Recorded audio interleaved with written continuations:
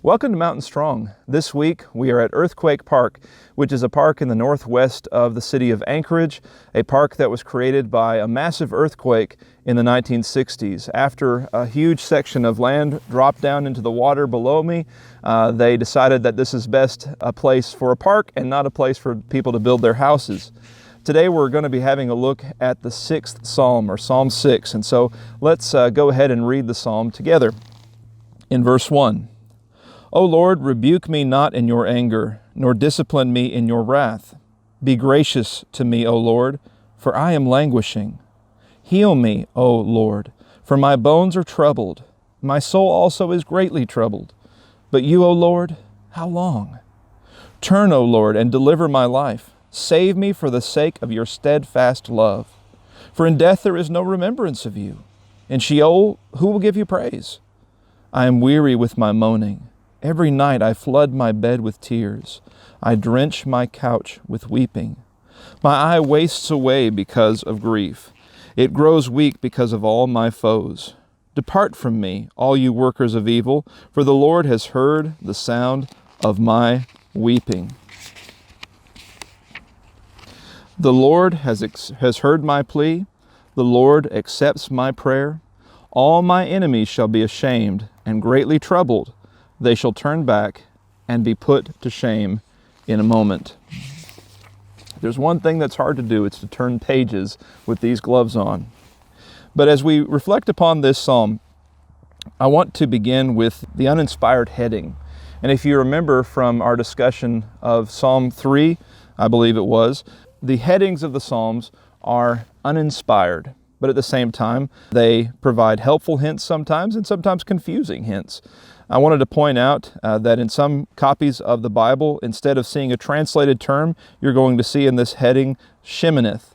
That probably reflects what people know about it. It's that word, but people don't know exactly what it means. If you have a translation of it in your Bible, it's a guess, but what it probably is some kind of musical notation.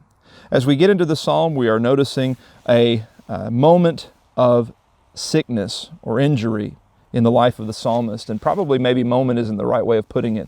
This seems to be something that the psalmist has been enduring, something that has been greatly troubling him, something that has even caused him to feel as though God is hurting or harming him. You know, when we face a great problem with our body, it can cause us to believe that God is punishing us or that God is against us. I earlier this year tore one of the ligaments in my ankle and had to be off my ankle for 5 weeks. That was a very frustrating and humbling experience. I had to depend a lot on my wife and upon others at that time. There was not much that I could do. Even though the rest of me felt healthy, the ankle was in pain, and I just couldn't put any weight on it. And it was a time where I felt really powerless.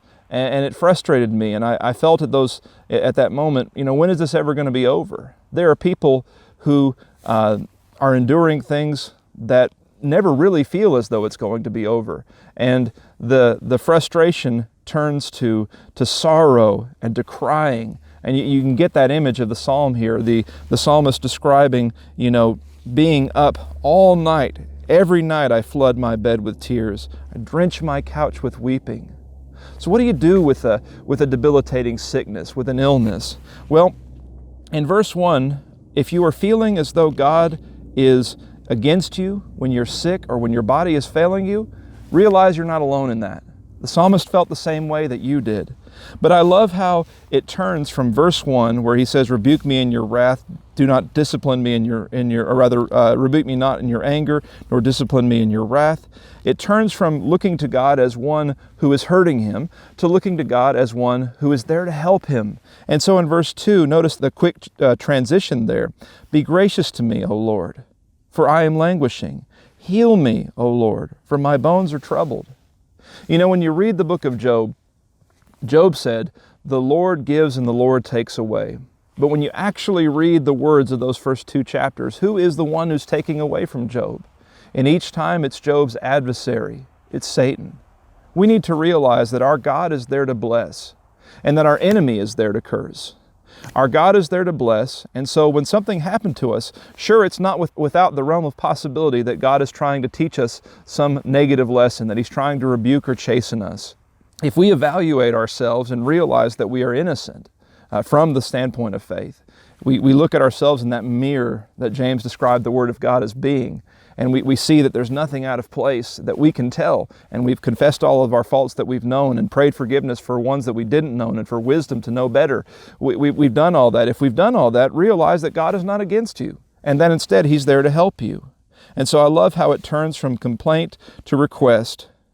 Now, the request doesn't immediately fix the problem. He says, my soul is greatly troubled, verse 3. But you, O Lord, and he can't even finish the thought. And he just has to say, how long?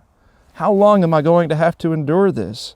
Deliver my life, verse 4. Save me for the sake of your steadfast love. When I read the words of verse 5, I'm very thankful to live in the New Testament world. And verse 5 is yet another reminder of many reminders that we're going to get when studying the book of Psalms, that the Psalms were written in the Old Testament. And in the Old Testament, there had been people who had been taken away to the Lord, Enoch. And there are people, if David is indeed the author of this psalm, there are people after David who are risen from the dead. But there had not yet been one who was risen from the dead to never die again. And there was no real proof that that could happen. Some were able to look forward and see it through the eye of faith, like Job did in Job 19, where he said, I know that my Redeemer lives and I'll see Him in the latter day. There were some people who could see it through the eye of faith, but in the moment of trial and tribulation, he was afraid of dying. And I want you to understand something, that even though we can look at death from a philosophical point of view as Christians and say, for me to be with Christ is far better. We can look at death that way, realize that it's also okay to be somewhat afraid of death. 1 Corinthians 15 says that death is our enemy, and it says that that enemy has not yet been defeated. And so don't get distraught with yourself if you're afraid, but bring your fears to God. Now, again, even though you need to bring your fears to God, again, I'm thankful that I live in the New Testament because I don't have this fear. He says in verse 5, in death there is no remembrance of you. In Sheol, the hidden place, the realm of the dead, who will give you praise? He imagines in his fear that death is a stopping point, and I can't go there. God, you can't let me go there because I won't be able to praise you anymore. And you can see the fear, and you can see the bargaining here on the part of the psalmist, which again is a part of grief, bargaining. But realize, as the psalmist then comes to realize, even though we can be afraid of death, we will have victory over death. We know more than the psalmist does. We can treat death like an enemy, but we can know more about it. At this point in the psalm, though, he hasn't come out of his sorrow. He describes his sorrow in verse 6. He says, I am weary with my moaning. Every night I flood my bed with tears. I drench my couch with weeping. My eye wastes away because of grief. But then notice how he says it grows weak because of all my foes. When people are going through a debilitating sickness, we have to be so careful if we're not going through it with them, if we're not facing the same struggle as they are. We have to be so careful about the way we speak to them at that moment, about the way that we help them to evaluate their struggle. When I announced to one congregation that a member of my family had cancer, a brother, after service was over, brought me a piece of paper on which he had scribbled the reasons why my family member was at fault for their cancer and why they had sinned.